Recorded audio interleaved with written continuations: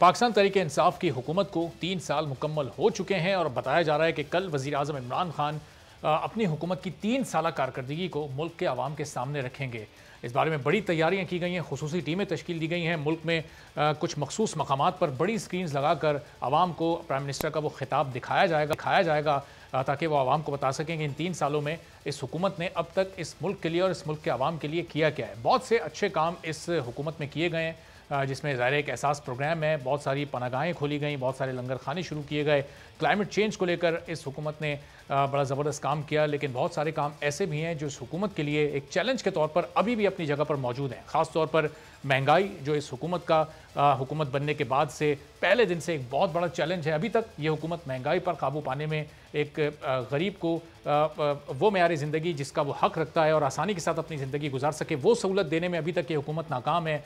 और फिर एक कानून की बालादस्ती, कानून के शोबे में इस्लाहात का मामला है। आज वज़ीर आज़म इमरान खान जब लाहौर में ख़िताब कर रहे थे, बहुत ज़्यादा तारीफ़ें वज़ीर आला उस्मान बुज़दार की वो कर रहे थे, तो आज से चंद रोज़ पहले पाकिस्तान में लाहौर में वो वाक़या पेश आया था, जिसके अब तक 100 से ज़ायद मुलजिम ज़रूर गिरफ़्तार हो चुके हैं। लेकिन उस दिन पुलिस की वो गफलत भी सबके सामने थी और उसके बाद एक ऐसी सीरीज़ चल निकली इस तरह के वाक़यात की, जिस पर ख़ुद प्राइम मिनिस्टर इमरान खान ने भी कहा कि इस तरह के वाक़यात देखकर उनको शर्म आती है और टेक्नोलॉजी का आजकल गलत इस्तेमाल हो रहा है। इससे पहले भी वो ख़वातीन के लिबास से मुताल्लिक अपना बयान दे चुके हैं, जिसकी बाद में उन्होंने फिर तस्दीक भी की, उसकी कुछ वजाहत भी की।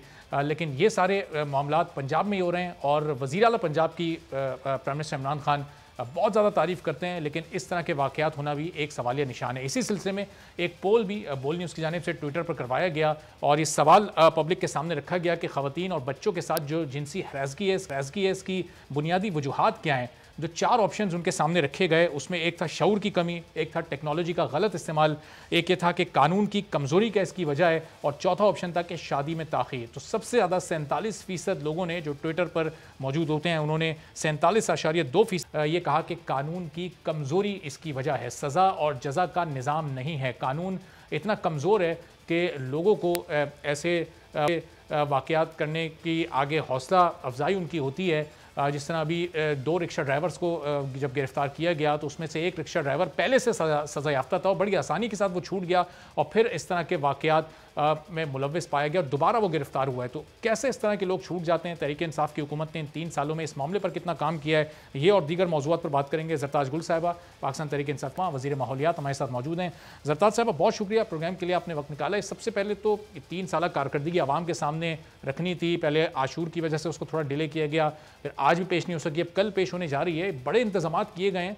हुकूमत ने ऐसा क्या किया कि मुख्तलिफ जगहों पे स्क्रीन्स लगाई जाएंगी, पूरी आवाम को वज़ीर आज़म खिताब करके मुख्तलिफ शहरों में ये बताएंगे कि वो लोग बराह रास्त भी देखें कि क्या क्या इस हुकूमत ने बेहतर किया और अभी क्या क्या चैलेंजेस आपके लिए बाकी हैं?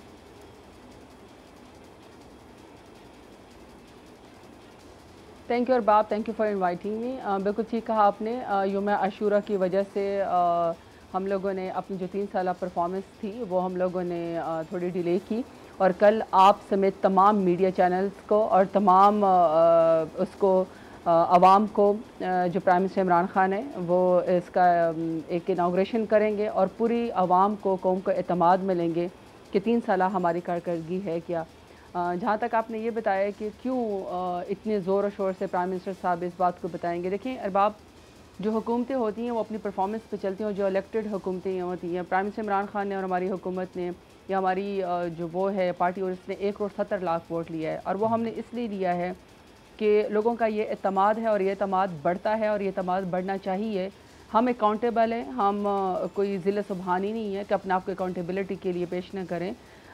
होता तो ये कि परफॉर्मेंस के ऊपर जो है वो अपोजिशन या जो उनकी क्रिटिक होती है वो बताते हैं, लेकिन ज़ाहिर बात है आपके सामने कि PDM की तबाही और जो एक ज़ाती मफाद और बुग़्ज़ है जो उनको प्राइम मिनिस्टर साहब से अपोजिशन को, और जो उनके रहनुमाओं की करप्शन है, उसके वजह से वो अपोजिशन का किरदार अदा कर नहीं सकते।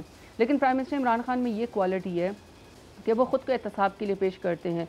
तो कल एक मेगा इवेंट होगा और मैं समझती हूँ कि जो हमारी डायरेक्शन है हुकूमत की, जो हमारे चैलेंजेस थे, उसमें जो मेगा प्रोजेक्ट है, मैं तो अपनी ही कारकर्दगी से शुरू करूँगी। लास्ट ईयर मेरी जो मिनिस्ट्री थी वो परफॉर्मेंस में और पब्लिक सेटिस्फेक्शन में 57 नंबर के साथ हाईएस्ट पे थी। इस दफ़ा भी हमारे पास 10 बिलियन ट्री सुनामी से लेकर और आज जो प्राइम मिनिस्टर इमरान खान ने रूडा जो एक रावी रिवर फ्रंट के ऊपर जो वो एक पूरा लाहौर की स्मोक को ख़त्म करने के लिए, पोल्यूशन को ख़त्म करने के लिए और आबादी के लिए जो कि क्लीन ड्रिंकिंग वाटर भी हो और वहाँ पे बायोडाइवर्सिटी भी बचे और पोल्यूशन फ्री जो है वो इन्वायरमेंट लोगों को मिले और तमाम सहूलियात मिलें, जिसका उन्होंने इंतहाई शाहकार जिसका उन्होंने आज वो भी किया। एक स्मार्ट फॉरेस्ट का भी उन्होंने इफ्तिताह किया है। तो मैं समझती हूँ कि 10 बिलियन ट्री सुनामी से लेकर जो हम लोगों ने 1 अरब से ज़्यादा दरख्त लगा लिए हैं और 9 अरब की हमारी तैयारी बिल्कुल मुकम्मल है। और इसमें जो हमारी कारकर्दगी है कि हमने वर्ल्ड एनवायरनमेंट डे को 5 जून को हमने होस्ट किया और सबसे बड़ी बात यह कि दुनिया का एतमाद एक ऐसे मुल्क के ऊपर जिसकी अपनी बहुत सारी स्ट्रेटेजिक पोजीशन ऐसी है कि हमें अपने हमसाया ममालिक के साथ भी आपको पता है कि हमारी स्ट्रेटेजिक पोजीशन ऐसी है और हमारी जो एक एलओसी के ऊपर हालात रहते हैं, इंडिया के साथ जो हमारे क्लाइमेट चेंज वाले मामले पर प्राइम मिनिस्टर ने हमेशा से बहुत ज़्यादा फोकस किया है। यूएन की जनरल असेंबली से उन्होंने खिताब किया था, वहाँ भी इसका जिक्र किया और आपकी मिनिस्ट्री बड़ा ज़बरदस्त काम कर रही है। लेकिन ये जो कल अपनी 3 साल कारकर्दगी को जिस तरह प्रोजेक्ट करने हुकूमत जा रही है, वज़ीर आज़म तो किफ़ायत शारी पर यकीन रखते हैं। अगर वो पीटीवी पर भी आकर, सरकारी टीवी पर आकर खिताब करेंगे, तमाम प्राइवेट मीडिया चैनल्स उनको वो खिताब दिखाते हैं, वो तो घर घर तक वैसे ही पहुंच जाएगा। फिर इसके लिए बड़ी स्क्रीन्स लगाना, खुसूसी टीमें तश्कील देना, ये खर्चा करने की क्या ज़रूरत है? नहीं, मैं आपको देखिए सिंपल से बात बताती हूँ। मैं आपको वहाँ से बता रही थी कि अगर मैं अपने 10 billion tree tsunami, clean green Pakistan, E vehicle policy और इसी तरीके से क्लाइमेट स्मार्ट एग्रीकल्चर से अगर मैं शुरू करूँ तो मैं समझती हूँ मेरी अपनी मिनिस्ट्री की परफॉर्मेंस इंतहाई कमाल है। जहाँ तक कल की बात है कि जैसे हम लोगों ने 1970 के बाद पहले 10 बड़े dam prime minister Imran Khan ने, जिसका हमें इलेक्शन में कोई फ़ायदा नहीं होना, लेकिन आने वाली नस्लों के लिए वाटर स्कैरसिटी का मामला जो है वो हल हो जाएगा और कितनी लोगों को ज़राअत मिलेगी। और सबसे बड़ी बात यह कि 1100 अरब पाकिस्तान की तारीख़ में कभी नहीं हुआ। 70% की जो हमारी आबादी वो एग्रीकल्चर या एग्रेरियन है और हमारे लोग जो है वो ज़राअत के ऊपर इन्हिसार करते हैं। 3 सालों में अल्हम्दुलिल्लाह कोई सारी बम्पर फसल हुई है और कोई जो हमारा किसान है उसको पैसे की जो चाहे वो गन्ना बेच रहा था, चाहे वो फसल बेच रहा था, कहीं पर उसको कोई तकलीफ़ का आजमाइश का सामना नहीं करना पड़ा। 1100 अरब हमारे किसान भाइयों के वो खुशहाल हुए, उनके जेब में गए। इस बात के ऊपर मुझे इंतहाई खुशी है। पाकिस्तान में पहली दफ़ा ये भी हुआ है कि कोई 42 बिलियन के करीब जो पैसा बाहर जाता था, जो लोग सैर करने बाहर जाते थे, वो भी तो हमारी अपनी इकोनॉमी के अंदर, टूरिज्म के अंदर पाकिस्तान में 1 साल के अंदर इस्तेमाल हुआ है, वो फायदा हो रहा होगा। तो टूरिज्म पर पैसा खर्च करना एक ऑप्शन है लोगों का, और ये महंगी चीजें, महंगा आटा खरीदना ये ऑप्शन नहीं, ये मजबूरी है।